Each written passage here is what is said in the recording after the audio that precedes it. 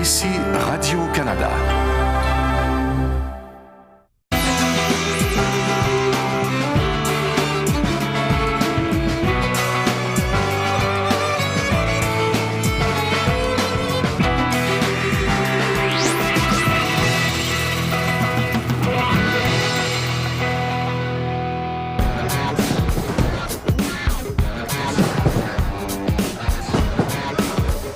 Philippe n'a pas peur du risque. Il aime les sensations fortes. C'est sa nouvelle drogue. La seule qui l'aide à résister à un vertige encore plus grand, celui que lui procurait la marijuana. Il a fumé son premier joint à l'âge de 13 ans. Les chums m'ont dit que, gars, là, gros, fume ça, c'est bon. Là. Je dis, gars, tu vas buzzer, puis tu vas voir, c'est pas pareil comme d'habitude. Puis on dirait que le monde il est bizarre, puis ça tourne, puis... Ouais, ok, c'est bon, il m'a essayé, il m'a voir qu'est-ce que ça donne. Hey, moi, quand j'ai essayé ça la première fois, il m'a dit à l'école. Je voyais plus partout pareil. Là. Moi, dans ma tête, j'avais une caméra là, qui me filmait en train de marcher, puis je chantais plus mes jambes. C'était fou, c'était bien comique là, dans le premier temps. C'est pour ça que j'ai voulu tout le temps fumer. L'intense plaisir qu'il découvre crée rapidement un besoin. En l'espace d'1 mois, Philippe fume de la marijuana tous les jours, puis rapidement, il augmente à 3 fois par jour. Un piège dont il ne soupçonne pas les dangers. J'allais souvent fumer là, en dessous des petits escaliers. C'était une petite place proche de mes cours, que c'était pas trop vu par les personnes. Est-ce que c'était facile de te procurer ton stock, comme tu dis? Ah, ici, il y en a. L'année passée, là, tu demandais à... Il y avait genre 2 personnes sur 3 qui pouvaient t'en fournir. Tout le monde fume vraiment du pot ce temps-ci. Bien que la majorité des adolescents consomment de façon occasionnelle, 15 % d'entre eux développent, comme Philippe, des comportements à risque. Au Québec, c'est près de 70 000 jeunes. Le premier joint que moi j'ai fumé, j'avais 15 ans, justement. À 15 ans, bien, c'était juste pour le plaisir d'essayer, comme ça. J'ai pas... C'est plus tard, à un moment donné, quand j'ai vu que les effets que ça m'apportait. Autre génération, même mœurs. À 18 ans, Pascal était aussi un consommateur quotidien au début des années 90. Il faisait tout intensément. Il étudiait, travaillait, s'entraînait et fumait. Lui aussi ignorait le piège qui l'attendait. Quand on commence à consommer, puis qu'on est un excessif, on consomme tout le temps, puis ça amène... Moi, en tout cas, dans mon cas, moi, j'étais plus capable d'arrêter. C'était rendu une routine. C'était carrément rendu ça. C'était rendu une journée normale. Je chantais plus rien, justement. C'était rendu une routine. Ce que ça fait, là, c'est qu'on se fout complètement de ce que les autres pensent. C'est ça qui arrive à un moment donné.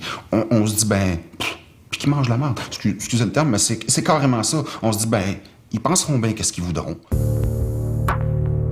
Qu'est-ce que tu savais du pot à ce moment-là? Mes parents ils m'avaient tout dit que c'était mauvais pis tout, mais je m'en foutais. Là. C'était pas... moi, dans ma tête, le gars, moi, j'étais gelé, je m'en foutais bien raide. Même quand j'étais pas gelé, je me disais, gars, je m'en fous, là, c'est pas vrai ce qu'ils disent. Je pensais pas en tout à ça, sérieux. L'arrestation a eu lieu de 9h40. Bien sûr, l'inévitable a fini par se produire. Philippe s'est fait prendre à l'école en possession de marijuana. 221 clés. Les policiers l'ont amené au poste de police et puis on l'a interrogé, tout ça. Moi, j'ai tout vu ça. Donc, ça a été difficile de voir ton garçon. Là, moi, mon garçon, pour moi, c'est de l'art. Je l'aime beaucoup. Il est très, très important. Puis, je le vois, des fois, peut-être que je le vois encore comme un plus jeune enfant. Mais là ce que je voyais, là, c'est ce qui se passe dans le monde des adultes. Comment tu t'es senti en cellule? C'était pas le fun. Je sais pas vraiment comment je me suis senti, mais je sais que là, je me disais que là, je viens de faire une gaffe. Là. C'est justement c'est justement là que tu te dis, tu sais, là, c'est fini, là, arrête, là, je touche plus à ça, puis tout. J'étais même prêt à arrêter la cigarette. C'était sur le coup. Là, ça a pas pris grand temps après que, gars, je suis retourné me geler. Là. Ça a été le début d'un enfer, oui. Ça a duré, je dirais, presque 2 ans.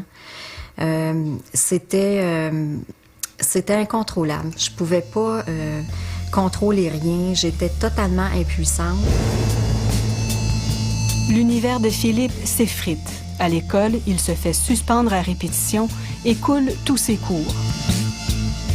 À la maison, ses relations avec ses parents se détériorent. Peu à peu, la marijuana qu'il fumait pour le plaisir devient une manière de fuir les problèmes qui s'accumulent. Vous n'avez pas vu venir tout ça? J'ai pas vu venir ça. Je savais qu'il se passait quelque chose parce que on avait de la difficulté à connecter tout ça. Je me disais, bon, c'est l'adolescence qui commence, là. C'est les petites crises d'adolescence, mais c'était plus que ça. C'est sûr que, tu sais, quand tu consommes, tu penses que tu as le contrôle parce que tu te dis, ah, c'est sûr qu'à un moment donné, si ça va trop mal, m'arrêter. Mais l'affaire, c'est que ça va jamais assez mal pour que t'arrêtes. Quand on a un problème de consommation, on pense toujours qu'on est...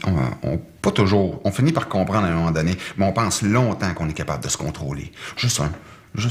Puis pourtant, je peux consommer d'autres choses. Je peux consommer de la bière, je peux consommer du vin, puis c'est de façon très, très raisonnable. T'sais, après 2 bières, là, je suis tanné, puis je passe à d'autres choses.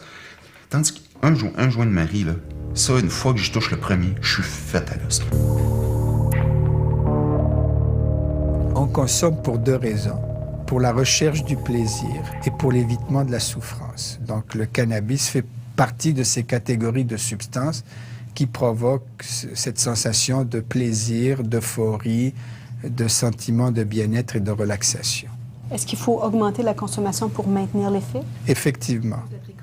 Mohamed Ben Ammar est la référence en matière de marijuana au Québec. Il est catégorique, ce n'est pas une drogue inoffensive. Au-delà de l'euphorie et de la torpeur, elle peut causer avec l'usage des troubles sérieux pour la santé. Par exemple, un seul joint est aussi nocif pour les poumons que 4 à 10 cigarettes. Et le risque de dépendance est bien réel. Oui. Il y a des études qui ont démontré effectivement qu'on peut manifester une dépendance physique et psychologique au cannabis. Et les statistiques internationales disent qu'il y a à peu près 9% des individus, des consommateurs de cannabis, qui peuvent développer cette dépendance. Le comité sénatorial sur l'usage des drogues a conclu en 2002 qu'au Canada, 100 000 adultes et 225 000 jeunes de moins de 18 ans consomment du cannabis de façon quotidienne. Plus la consommation se fait tôt, plus ça représente un danger. Pourquoi? Parce que les jeunes entre 12 et 17 ans ont une certaine immaturité cérébrale. Donc, le cerveau ne s'est pas complètement formé et donc ils présentent une certaine vulnérabilité à certaines substances, dont le cannabis. Il y en a en élémentaire aussi qui en prennent. C'est quel âge? 11-12 ans. Le plus souvent, c'est à l'école qu'on peut en acheter. Je sais que tous les gars qui achètent de la drogue, ils achètent à l'école. Un saut dans les années 80 donne un air de déjà-vu. Ça fait longtemps qu'on s'inquiète de l'âge d'expérimentation de la marijuana. Ils commencent même à 10 ans. Ils commencent à 10 ans, puis ils vont même jusqu'à des adultes. Il y a des adultes qui en prennent. Mais le pot que la génération précédente a consommé n'est plus le même aujourd'hui. Sa teneur en THC, la principale substance active, a considérablement augmenté. C'est 5 fois plus élevé en teneur de THC qu'au début des années 90. Ce laboratoire de Santé Canada analyse en moyenne 15 000 échantillons de cannabis chaque année, saisis par tous les corps policiers de la province. On déboulonne ici quelques mythes sur le pot. Il y a plusieurs légendes urbaines qui prétendent qu'il y a des substances chimiques ou d'autres drogues ajoutées à la marijuana. Comme le PCP. Comme le PCP ou la cocaïne ou d'autres substances comme ça. C'est quelque chose qu'on voit extrêmement rarement. Et contrairement à ce qu'on pense, le cannabis n'est pas un tremplin vers les drogues dures. Mais sa réputation de drogue douce amène souvent les parents à banaliser le phénomène. Christian Supineau, de la polyvalente que fréquente Philippe, le constate. Donc, je peux vous dire que régulièrement, j'ai des parents là, qui, lors des retours de suspension ou que je suspends un élève là, pour possession ou drogue, alcool, qui, eux, trouvent notre intervention pas adéquate. Faire une réflexion, une rencontre avec le parent. Vous trouvez trop sévère ou pas assez sévère? Inadéquat. Pour eux, là, on fait perdre le temps à leurs jeunes. C'est pas un problème pour eux? C'est pas un problème pour eux. Malgré 28 interventions disciplinaires de l'école, malgré les efforts de sa mère pour le convaincre d'arrêter, Philippe s'est fait prendre une deuxième fois en possession de drogue à l'école l'année dernière. Ça n'allait pas du tout. Il n'y avait pas de motivation non plus pour l'école. Il n'y avait même plus de motivation pour les sports, pour s'amuser. Tout ce qu'il avait envie de faire, c'était de rester soit allongé, puis de consommer, là, quand moi, j'étais pas là. Il était prêt à mentir pour consommer? Oui, il a menti beaucoup. C'était son but. Son but, c'était ça, c'était de consommer. C'est arrivé une couple de fois que ça tournait pas rond dans ma tête, puis que je voulais pas continuer. T'as eu des idées sombres? Non, carré. Il venait un bout que c'était... En tout cas, à 13 ans, quand je me suis pogné la première fois, là, c'est là que les scénarios sont partis dans ma tête que, hey, sacrément, ma mère me fait chier, puis tu sais... Ça tournait vraiment pas rond, là, puis je voulais juste mourir, mais juste pour la faire chier, elle. On peut parler peut-être que oui, j'ai eu des idées noires, mais c'était... Ouais. À 20 ans, Pascal aussi a craqué. Sa vie n'avait plus de sens parce qu'elle ne tournait qu'autour de sa consommation de marijuana. Et c'est sûr que ça a été un point culminant pour moi dans ma vie, c'est-à-dire que c'est suite à ça que ma vie a changé. Après cet épisode, il a cessé de consommer pendant des années. Puis, à 24 ans, convaincu d'être en contrôle de la situation, il a recommencé, jusqu'à reprendre ses vieilles habitudes de consommation quotidienne. La consommation est vue de différentes façons. Les effets sont pas les mêmes pour tout le monde. T'sais. Moi, dans mon cas, ça a fini par donner quelques années plus tard à une psychose. Le jour où Pascal est arrivé aux urgences de l'hôpital psychiatrique, il était en plein délire. Tant que j'étais déjà dans un état de paranoïa, là, je pensais que tout le monde m'en voulait. Fait que même sur place, quand on me questionnait, là, mon gars, il m'écoutait depuis tu voyons donc, ça n'a pas d'allure, il peut pas avoir 40 personnes après lui, il peut pas... Puis c'était un peu l'impression que moi je donnais, puis l'impression que moi j'avais. Mais c'était pas ça du tout, là. Les symptômes de sa psychose étaient apparus insidieusement au cours des semaines précédentes. Je dormais pas, je dormais entre 3 et 4 heures par nuit, puis de façon très sporadique, c'est-à-dire que je peux dormir 1 heure, je me réveillais 1 heure ou 2, je redormais 1 autre heure. Fait que la nuit était très, très écourtée. Il y a eu ça. Puis vu un état de stress très avancé, ben j'ai eu une perte de poids importante. On parle de 35 livres en dedans d'environ 4 semaines. Pascal ne consommait que de la marijuana, tous les jours depuis 1 an. Cette consommation régulière et intense le menait à son insu vers un des effets moins connus du cannabis, mais qui passionne en ce moment les chercheurs. Il y a un consensus scientifique actuellement épidémiologique que la consommation de la marijuana augmente le risque de voir l'éclosion d'une psychose d'à peu près un ratio de 2 à 3 fois. Les gens qui sont déjà vulnérables, les gens qui ont déjà la susceptibilité à la psychose, qu'elle provienne de leur background génétique ou bien qu'elle provienne de leur background biologique de façon générale ou sociale, qui en plus consomment de la marijuana va agir comme un révélateur et donc on va avoir l'expression de la maladie. Pascal a été admis à la clinique de l'hôpital Douglas, spécialisée dans le suivi d'adolescents et de jeunes adultes qui vivent leur premier épisode psychotique. Plus de la moitié de sa clientèle consomme de la marijuana. Selon les chercheurs, le cannabis agit sur la dopamine, un neurotransmetteur qui joue un rôle clé dans l'apparition de la psychose. Faire une psychose, c'est rien de plus qu'un symptôme physique. C'est-à-dire, c'est pas... on n'est pas fou, on fait juste... c'est juste... Il y a un élément naturel dans notre corps qui fonctionne pas bien à partir de ce moment-là. C'est ça. Puis c'est très subtil, la consommation fait augmenter le taux de dopamine constamment. Puis à un moment donné, ben là, il arrive ce qui arrive. Je pense que c'est extrêmement important de dire que ce n'est pas n'importe qui va consommer de la marijuana qui va développer une psychose. Okay? Ce sont surtout les personnes qui sont prédisposées, mais malheureusement, on n'a pas encore le moyen de détecter qui a cette prédisposition et qui ne l'a pas. Pascal, lui, l'ignorait. Il a finalement passé 30 jours à l'hôpital pour se remettre de sa crise.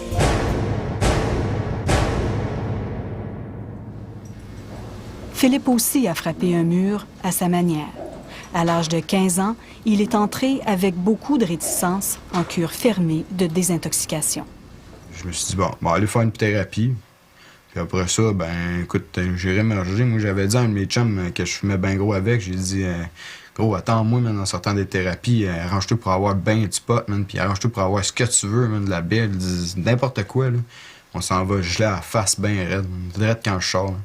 Salut! Hey, salut, Nathalie! Ça va bien? Ah ouais, toi? Philippe, quand il est arrivé ici, il avait le regard éteint. Tout était de la faute de tout le monde, sauf de la sienne. Il n'y avait plus aucun espoir avec sa mère. C'était comme... vraiment une attitude de je m'en foutisme. Tu peux rejeter, par exemple, si tu étais dépendant aux substances, tu peux rejeter sur une autre substance. Par contre, C'est trop souvent quand rien ne va plus que les parents appellent à l'aide. Les 3 centres Jean Lapointe destinés aux adolescents reçoivent à eux seuls 3500 jeunes en thérapie chaque année, dont 260 en cure fermée. Donc, ceci implique... C'est la majorité de ma clientèle qui vient ici parce que la principale problématique, c'est le pot. Il y a des chercheurs qui vont dire on exagère quand on dit que le pot est dommageable jusqu'à quel point. Mais moi, quand les jeunes arrivent ici, demandez à un jeune qui a consommé du pot pendant 2-3 ans, il va vous le dire, lui, qu'est-ce que ça a fait dans sa vie. Qu'est-ce que ça l'amène comme conséquence autour de vous autres, vous pensez, quand il y a quelqu'un qui fuit? Ben, on va se faire rembourser par la police, puis on se retrouve en centre d'accueil après. Aussi les conséquences négatives, faire des vols, tu vas peut-être vendre de la conso pour pouvoir avoir de l'argent, puis tu vas être dans ces patterns pour essayer de survivre. Ces jeunes ont en moyenne 15 ans, comme Philippe à son arrivée. Ils sont accros depuis 2 ou 3 ans déjà. Certains consomment aussi des drogues dures, mais la marijuana est leur drogue de choix. Bien qu'elle soit moins toxique et qu'elle entraîne moins d'accoutumance que d'autres substances psychoactives, la marijuana les a menés très loin. Souvent, je devenais bien violente avec mes parents, avec ma mère surtout. Même sur l'impulsivité, j'ai déjà frappé ma mère. Pour avoir de la conso parce qu'elle voulait pas me donner d'argent. Ils sont pas capables d'arrêter tout seuls, et c'est ça qu'il faut comprendre. Et quand les parents arrivent ici, bien souvent, des parents qui avaient banalisé à l'époque que ça se pouvait pas, parce qu'ils disaient, bon, moi j'en fumais un, puis pas de problème, bien, ils constatent que c'est une réalité, puis que c'est pas facile, puis que c'est pas facile à arrêter. Pendant 8 semaines, Philippe a réfléchi aux raisons et aux conséquences de sa dépendance à la marijuana. Il fallait que je parle de moi, puis ça me faisait bien mal de parler de ça, des bobos, là, des bébites. Puis c'était pas agréable, mais ça, il fallait passer par là. Philippe s'est remis au travail pour rattraper le temps perdu à l'école. Coupé de sa drogue, de ses parents, de ses amis, il a réappris à vivre à jeun. C'est des jeunes, quand on les voit, on les regarde, on ne croirait pas qu'ils puissent consommer aussi abusivement que ça. Donc, c'est des jeunes de tous les milieux. Pas nécessairement... Il y a des familles dysfonctionnelles, mais c'est pas la majeure. C'est la famille normale que tout le monde court un petit peu après sa queue, puis on travaille, puis on rentre tard, puis on arrive, puis on est fatigué, puis ça va vite, puis c'est un peu comme ça. Puis là, la communication est pas facile, puis tu sais... Au terme de sa cure, Philippe a pris la décision de ne plus jamais toucher à la marijuana. Alors, comment ça va? Ça va bien. Après sa crise, Pascal a repris ses obligations professionnelles et familiales, mais continue d'être suivi par un médecin psychiatre. Je dis pas que j'ai jamais reconsommé, jamais. C'est pas ce que je dis. Ce que je dis, c'est que j'ai consommé beaucoup moins. C'est sûr que lui, il essaye de m'accompagner dans ce que moi je vis. Donc, il me dira pas... il sait très bien que s'il me dit « tu consommes plus, c'est comme ça que ça marche », je retournerai plus le voir parce qu'il m'impose des limites. C'est à moi de mettre les limites. Lui, il peut m'expliquer les effets que ça fait, puis c'est à moi de réfléchir sur les effets que ça fait. Je pense que le meilleur moyen de la prévention, c'est d'avoir un risque calculé, que les gens soient au courant de ce risque calculé-là et qu'on essaye de transmettre cette information-là à la population. Maintenant, les gens peuvent faire ce qu'ils veulent de cette information-là. Ils sont libres. La majorité des jeunes qui consomment de façon régulière savent qu'ils s'exposent à des risques. Puisque rien ne les convainc d'arrêter, certains spécialistes de la prévention estiment qu'il vaut mieux essayer de les accompagner. Et actuellement, on a des adolescents qui connaissent de gros et malheureux problèmes de drogue.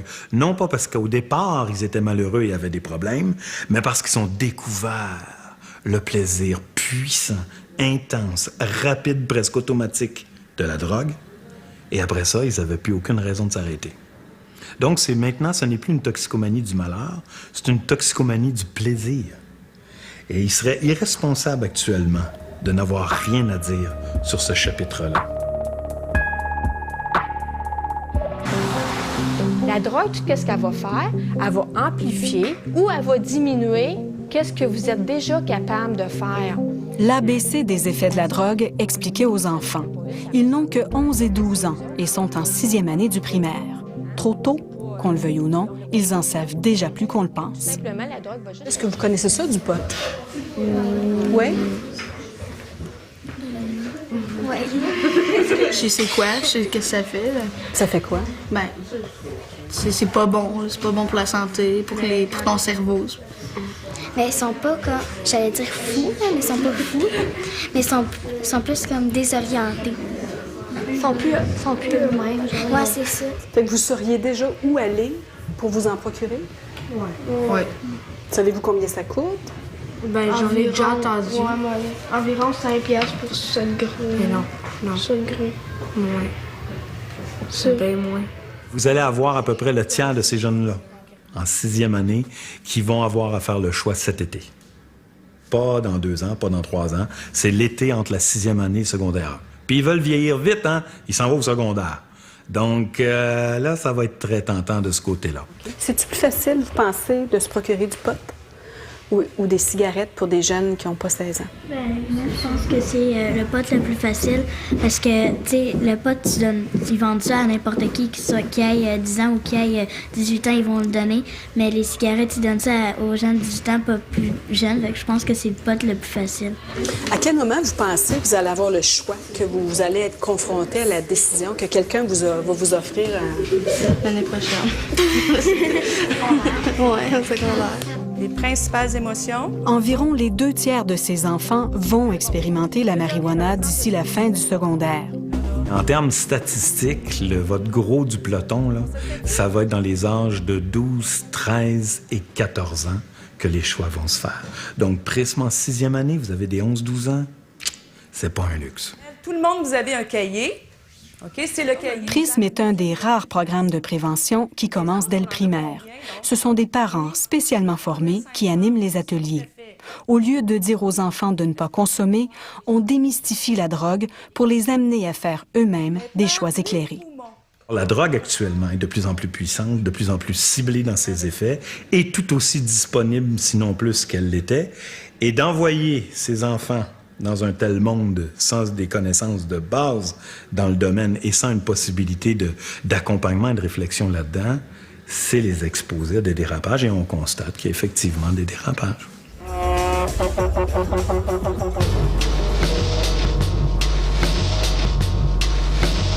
Les messages que notre société envoie aux jeunes dérapent aussi parfois. Ça y est, le gouvernement chrétien a finalement déposé cet avant-midi son projet de loi décriminalisant l'usage de petites quantités de marijuana. Le gouvernement fédéral recule dans le dossier de la marijuana alors qu'on a cru un temps que la simple possession serait légalisée. Le cannabis est au cœur de débats très polarisés sur sa dépénalisation, son usage thérapeutique aussi. Il est soit banalisé, soit diabolisé. Difficile pour les jeunes d'y voir clair.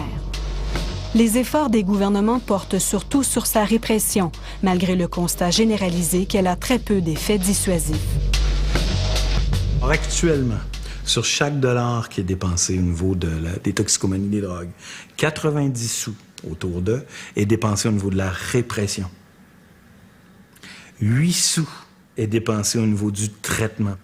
Et 2 sous est dépensé en prévention. Bon, ben écoutez, vous en avez pour 2 sous actuellement au Québec. Les drogues sur le corps humain, peut-être qu'on a des questions là-dessus. Même si son approche suscite de l'intérêt et que son programme soit exporté dans plusieurs pays d'Europe, Prisme ne fait pas l'unanimité au Québec. Ici, il n'y a pas de consensus sur la façon de faire la prévention. Les adultes veulent parler du problème de consommer, et avec raison. Attention, il y a des problèmes réels.